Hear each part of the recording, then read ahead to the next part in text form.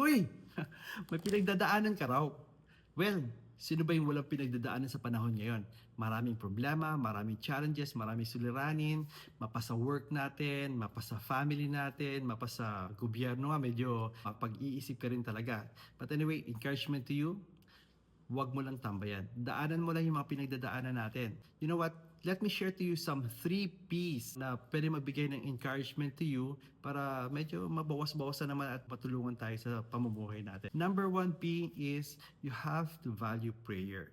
We have a God who is there, who is willing to listen to us. Ibigay lang natin yung mga suliranin natin, problema natin, iniisip natin. And I believe there could be an answered prayer na mabigay sa iyo at the same time miracle kapag medyo marami tayong mga pinag-iisip at malulubha na yung mga problema natin. You know what? God is a God of miracle that can help you so much sa mga problems natin.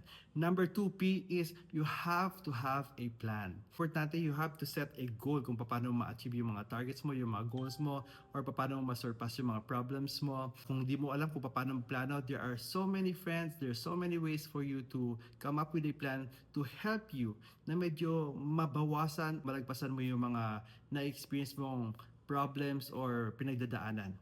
And number 3, you have to stay positive. Kung hahayaan natin na mag-overthink tayo at madidepress tayo, wala rin mangyayari sa atin. We have to find ways kung paano maging positive. Number 1 way is, avoid mo na yung mga negative na mga narinig natin sa balita, yung mga chismis, or yung mga sinasabi ng mga tao sa'yo.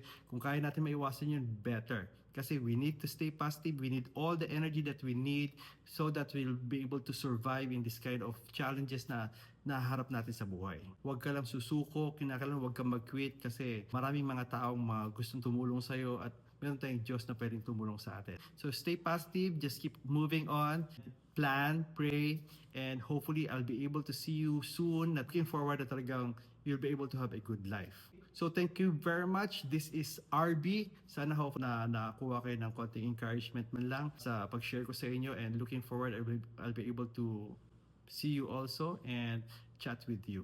Okay? So thank you very much for this time. Ciao!